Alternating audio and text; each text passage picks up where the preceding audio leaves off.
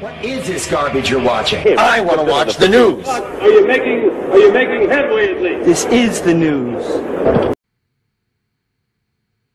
Gang stalking or paranoid schizophrenia. Mind reading. Communication system and method including brainwave analysis and or use of brain activity. This is getting right into the sci-fi. Filed in 1998, a system and method for enabling human beings to communicate by way of their monitored brain activity. The brain activity of an individual is monitored and transmitted to a remote location. Example, by satellite. At this remote location, the monitored brain activity is compared with pre-recorded normalized brain activity curves, waveforms, or patterns to determine if a match or a substantial match is found. If such a match is found, then the computer at the remote location determines that the individual was attempting to communicate the word or the phrase or the thought that is corresponding to the match stored normalization signal. Again, we're talking about mind reading with this waveform technology. Dr. Rowney Kilda. That they can read everybody's thoughts, dreams, and subconscious and influence them. And some people say, well, I don't care if somebody reads my thoughts, but you don't realize then that you can be influenced to be a serial killer, commit suicide, become a criminal, and this is what the false flag operations are about. Finally, we have the apparatus and the method for remotely monitoring and altering brain waves. Here is an apparatus and a method for censoring brain waves at a position remote from a subject whereby electromagnetic signals of different frequencies are simultaneously transmitted to the brain of the subject, in which the signal interference with one another, they interfere with one another to yield a waveform which is modulated by the subject's brain waves. The interference waveform, which is representative of the brain wave activity, is retransmitted by the brain to a receiver where it is demodulated and amplified. The demodulated waveform is then displayed for visual viewing, and it's routed to a computer for further processing and analysis. So we're quite literally talking about taking the image from off your brain and putting it onto a computer screen so they can analyze what's going on in our heads. This is unbelievable. Then they have brainwave analysis, remote neural monitoring, and electronic brain linking via satellites. Madison in 1991 invented this patent, and it is to read the minds of targets, terrorize and oppress completely yet covertly. Voice to skull, V2K. Apparatus for audibly communicating speech using the radio frequency hearing effect. Now we're getting into transmitting voices directly into people's heads. A modulation process with a fully suppressed carrier and input processor filtering to produce an encoded output. For amplitude modulation and audio speech processor filtering. Intelligible subjective sound is produced when the encoded signal is demodulated using the RF hearing effect. So again, they've got diagrams here explaining exactly how this can be done. We're talking about putting speech through various frequencies being decoded by the human brain as an actual voice. See, there's nothing crazy about it, even if... So can you expand on that exactly? Well, like telepathy. Yeah. You know, the thing with mind control is very bad because they call it synthetic telepathy. They can induce thoughts in you. They can induce voices in your head. And of course, voices in your head, that you're crazy, you know. They can do that, and they have done that from, at least officially, from the Iraqi First War. They gave orders to soldiers straight into their head. Of course, they were guinea pigs. American soldiers? American, yeah, right. And if this technology... Did they use it on the enemy as well? Yes, in a way, because I always remember I was so shocked when I saw a picture when soldiers came from bunkers, Iraqi soldiers. They had bunkers about 3 yard walls, you know, they had drinks and food for 6 months. Americans had sent helicopters above, and they had Arabic-speaking interpreters who spoke Arabic to them, and they were sending, with microwaves, orders to come out. They were being mind-controlled. And all of a sudden, all the guys came out. With no reason at all. Nobody attacked physically. It was just done with mind control. Then they have the neurophone of Patrick Flanagan to make the target hear voices via laser, via microwaves, radiation, wave direction of sound that's being converted to electrical impulse to go straight to the target's brain. So, you know, hearing voices is not a sign of mental illness necessarily. You have to consider that it can be a military technology.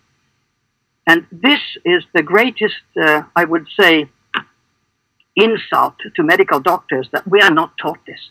No medical doctors generally know of military technology that you can, with synthetic telepathy, make people hear voices in their heads. And it can be proven by Blue Mouse. I had exchanged some emails with Elton Byrd before he died, and he was a Navy scientist who was engaged in these technologies. And he said that the Blue Mouse is the world's most sensitive microphone. If somebody says, I hear voices in my head, so you put the Blue Mouse onto the skull of this person. And this microphone, Blue Mouse, takes the words, the sentences that the person hears, and everybody in the same room can hear it. So it is not a sign of mental illness. It is military action towards this person with electromagnetic fields and electromagnetic beams, radiation. And of course, it's criminal. But this can be absolutely proven. But how many know a Blue Mouse? Very few, I would say. Alex Jones and Dr. John Hall. The brain has no firewall. The brain has no firewall. You can put voices in the head. For those of you listening that think that's an impossibility, go to audiospotlight.com. You can purchase a unit yourself to put voices in somebody's head. And for people who don't believe it, we've got early affidavits, 5 prisoners from the Utah State Prison who described accurately being put in cells, having electromagnetic energy placed in those cells that was so intense that they couldn't stand up. Several of them even said that they could tell that they were hearing voices in their heads of the perpetrators, of the people doing the research, and that they could tell that the voices were responding to their thoughts. You know, some of them thought it was subvocalization, that they were just responding. But really, they've got a computer reading it out the other side. Keep going. Well, exactly. And like I said, some of them thought it was subvocalization. You know, we have technology now where they can put a monitor on your throat, pick up the nerve transmissions from your auditory center of the brain to the larynx, and for people that have had their arms blown off in war, can control a phone or can control a computer or control an apparatus by speech. Well, it's not really speech that they're picking up; it's the electric transmission coming from the auditory center, the auditory center to the larynx. This technology, at least based on some of the people I know, connections that I have that worked on it, is actually using the brain. All of this manipulation is being done at the brain level. Microchips. We are working in Belgium with victims there. We're allowed to go over there with victims and use a Faraday cage to do some scanning with some of the victims that appear to be chipped. And did some great studies in a Faraday cage where we put victims that are hearing voices and claiming to be chipped next to a control who's never complained of this. The victim was positive for transmissions. The control was not in a Faraday cage. Interesting. What does that mean? Faraday cage is a cage that... No, I know what it is, but... Well, it means that these people are transmitting, and some of them are chipped. Some of the chips can be as simple as a Verichip. Well, they have biochips that are actually liquid now, too. And they're coming out with all the pills that are going to have tracker chips in them. Paranoid schizophrenia, delusion, psychosis. Now, we have the author of A New Breed, Satellite Terrorism in America. He's a medical doctor, anesthesiologist, also has a degree in biology and science from the University of Texas. And he's also, again, an author, satweapons.com. And I was told by Dr. Bob Bowman before he died, he's been on air about this, that they were working on systems, basically a radiation gun that could target and hit somebody and you die 6 months later, you get real sick but not know what happened, and basically high-powered, nuclear-powered microwaves. So we know this is going on. We're not saying everybody that thinks this is happening, it's really happening. Okay, but the point is this stuff exists, and we're going to break. You're with us for the balance of the hour. Dr. John Hall of San Antonio. You got like 2 minutes till we go to break. What do you think, knowing what you ran into and what your book's about with your patients and friends and people, and thinking it wasn't true because I've seen you on news in San Antonio and then discovering stuff, what does this look to you with this constellation of info we've got with this Alexis guy? Well, on the side of right, you have that grace of God, I guess, with you when you know you're doing the right thing. And the right thing's not always the easiest thing. Like I told you, I never in a million years planned on being the one of the spearheads. Now, you were telling me that during the break. How did you, it just like, wow, it just got, and now you've learned more and more about it. Well, after the book came out and I had, thousands of other victims come forward and say, thank you for putting a book out on it and using whatever, cred that I have with having a couple of initials behind my name. Not that that's any big thing, but the one thing that I was happy that the book did is I had a lot of families call me and say, we have a son that's been complaining about hearing voices and complaining of, government surveillance. We've had him to 5 different psychiatrists. They've shocked him. They've had him on meds. It never goes away. Now we have a little better understanding about maybe what he's dealing with. And if that had only happened once, it would have been worth having wrote the book. It's happened hundreds of times. Where people have actually, let psychiatrists do electroconvulsive therapy on loved ones that were voicing these complaints. Now we're kind of going toward an educational campaign. We need to educate at least local psychiatrists. Now, at the top of the psychiatric chain, Canadian Psychiatric Association, the American Psychiatric Association, they know very well what these websites. Oh, they're the people running it. Yeah, they're the ones who started a lot of the MK Ultra programs that have advanced to where we're at now. Now, at the local level, where you're being maybe mandated to see a psychiatrist, they probably are largely ignorant of the technology. But unfortunately, no matter how much proof these victims put in front of psychiatrists, they're not looking at anything. Well, that's the question. How do you tell, because you've always been in contact about real schizophrenics then, how do you tell somebody who's crazy versus somebody who... Well, the bottom line is schizophrenia usually starts at an early age. Most of the victims that I'm talking to can pinpoint the time their stalking started and their hearing voices started, and typically it's late 30s, early 40s. You just don't see that with schizophrenia. Schizophrenia is usually 18 to 28 in a male. It can be a little bit later in a female. So now what's happening is a lot of these victims are being diagnosed with delusional disorder or psychosis, otherwise specified, which means you've got something going on and we don't know what it is. On top of that, the medications won't treat this. Dr. Rowney killed. And then Paul Bard said that also note that in conjunction with subliminal and visual technologies, as well as role playing, those technologies can be used for trickery, including apparent schizophrenic episodes, so-called alien encounters, and much more. Inner voice cloning. When you go and tell people that you're hearing voices, we've been patterned to turnkey see that as schizophrenia and not even look to see if there's a legitimate source for it. If I put a voice in your head that's in your voice, and if you pattern a thought, like I tell some of these victims, when you read a book, you're actually hearing your own voice in your head as you read. If I put that voice in your head, then that becomes a thought, and you'll act on those thoughts. Voice cloning, voice transformation. Dr. Robert Duncan, voice transformation. Voice transformation. How do you fool somebody on the phone? And in fact, this was used in the Gulf War. They called up the generals, used voice transformation, so it sounded like there are other generals giving orders to the commanders in the field, and they fooled them where to go. Chris Burden, voice transformation. In other cases, they've used voice transformation technology to make me think that ex-colleagues of mine are involved.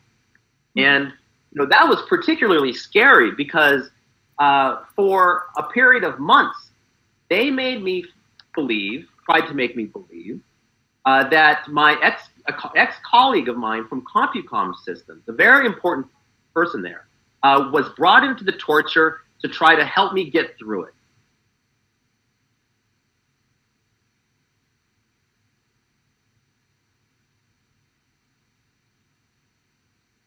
All right, so Duncan, I got one more question for you, and this is probably one of the most important questions I'm going to have for you. Recently, you know, I've experienced something that can possibly get me murdered, and this is something that throughout the years I know they've been working on. I don't know if it took 30 years for them to finally get me, you know, to be able to do exactly what I'm about to try to explain, but forced speech. I mean, I could be literally sitting here having a conversation with you, and it's not me talking. You know, literally I am saying word for word, verbatim, not what I'm being told, but what I feel is going through me. Yeah. I mean, it's crazy. I mean, I could be trying to tell you, Duncan, hey, do you see that cute girl over there? Next thing you know, I'm talking about the guy down the street is, you know. Yeah, so the way you experience it would be, I guess, like Tourette's.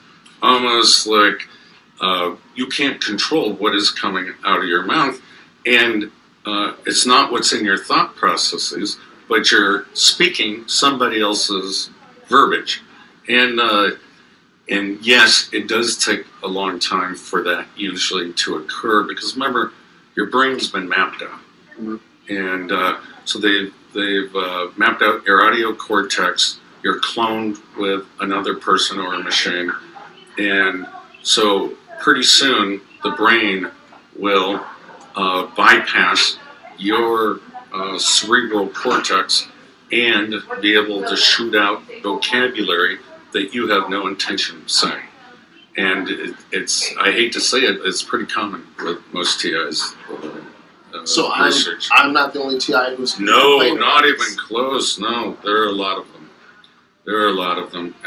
This is not new, not a new phenomenon. And in fact, that's where the term forced speech came from. It's probably back in the 80s. People in... Wait a minute. So you're saying that they've been working on forced speech since the 80s? Yeah. This is 2015. I know. So you can imagine how advanced the weapon systems have become. Chris Burden, forced speech.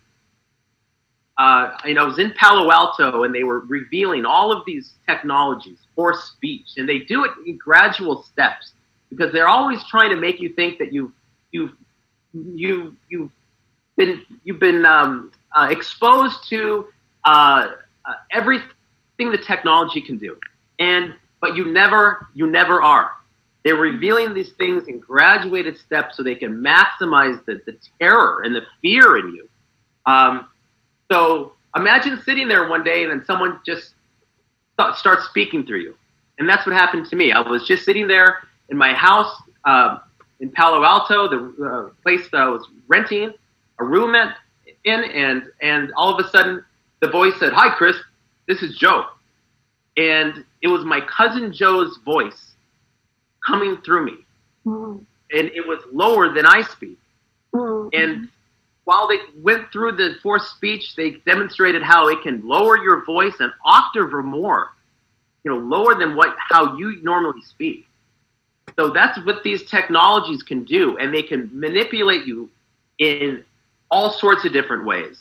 The voice transformation is incredible. I mean, they can make you speak with this kind of electronic, almost synthesized sounding voice. So, it's an output that they are then, sending through you, transmitting through you. Mm-hmm. So when you're going through this, you think in analog terms, you think about, electronic, of electric, nerve impulses. But what they're doing is much more sophisticated than that. Holograms, visions. So they can make you see ETs, see dead relatives, and you don't know if it's done with mind control or if it is real.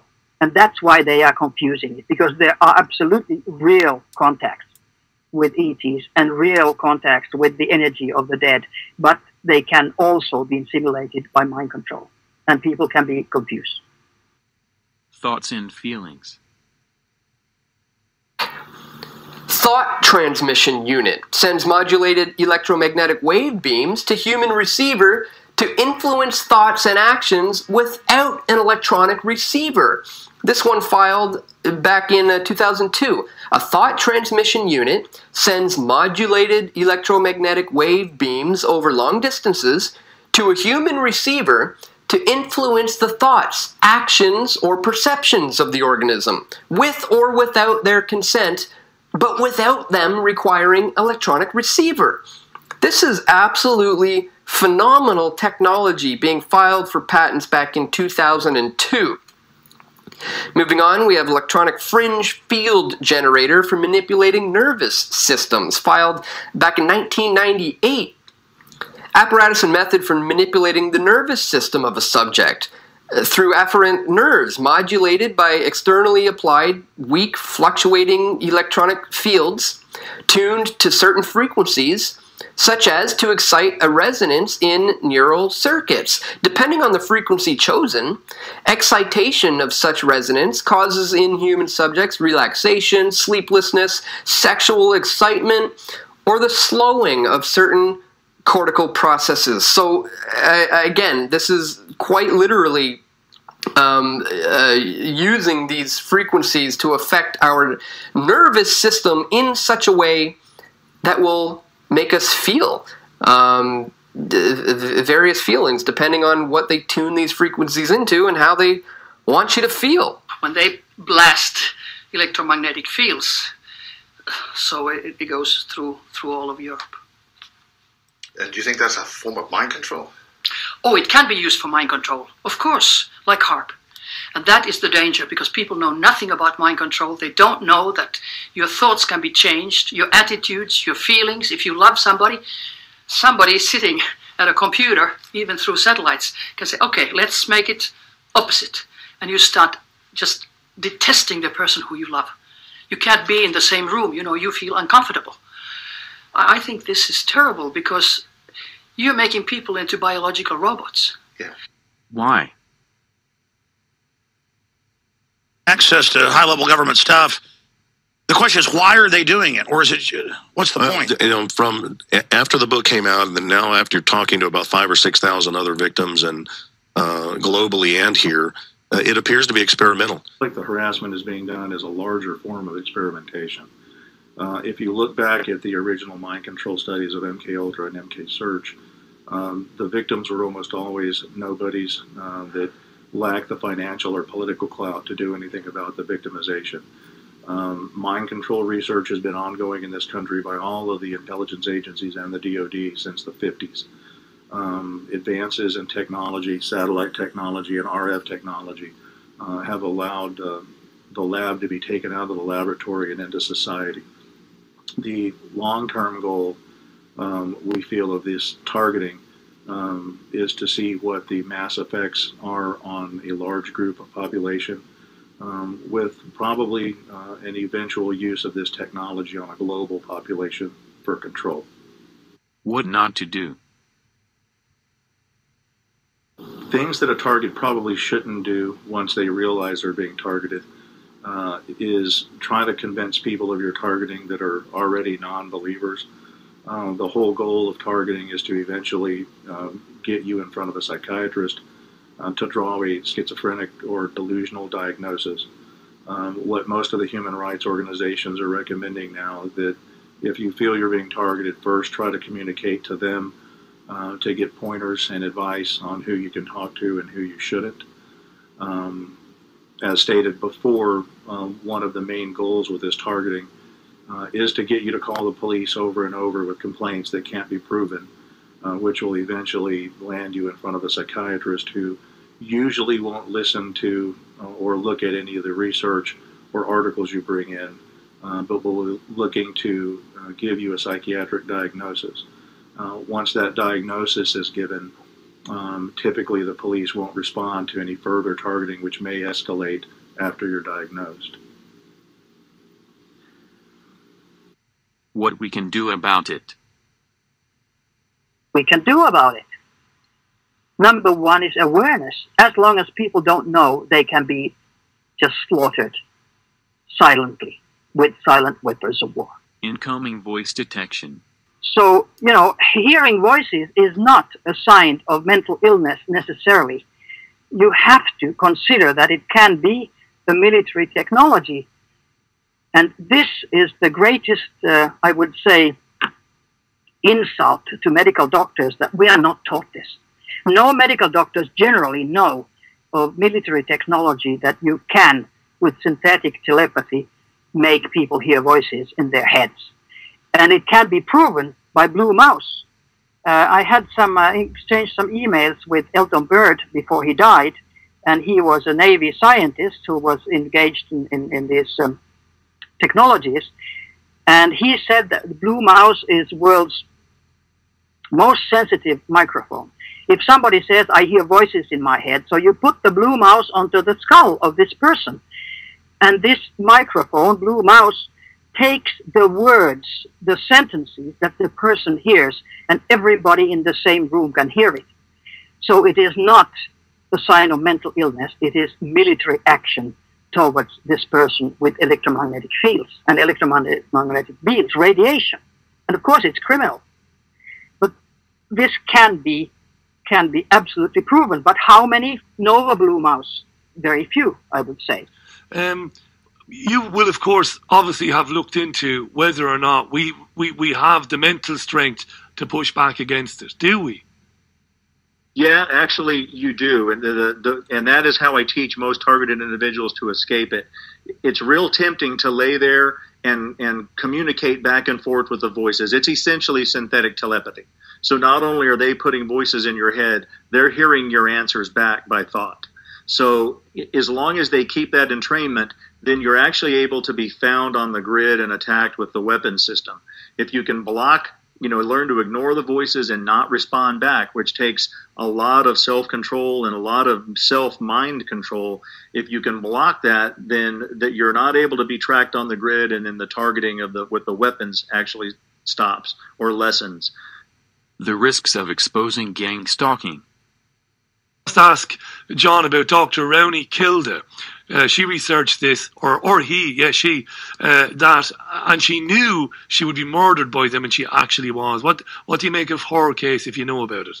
No, I do know about it, and I knew her. She was martyred for this. She was one of our top researchers on the effects of ELF and electromagnetic fields on the human body. Her early research on sugar metabolism is what kind of set the basis for us realizing that constant bombardment with ELF does give you type 2 diabetes. And she knew she would be martyred, in her fight, and she has been, as well as Fred Bell. Fred Bell is another PhD and physicist who came out against this. He was given a heart attack in a hotel room not long after doing Jesse Ventura's show. So they eventually will get around to killing all of us. Well, I mean sincerely, from the bottom of my heart, thank God there are guys like you that have the courage to write about it and to research it and to talk about it. I really mean that. Who are they? Who are they? He made, kind of with his fingers into the air a square and said, in the middle there is the sign of New World Order. Then on the other side there is the Star of David. And then on the other side are the signs for CIA, FBI, and British intelligence. And he said they are them who are doing this to the world, to all civilians. And not only civilians today, also to certain elements of the military. So, total control. Video produced by Gang Stalking Attention Awareness.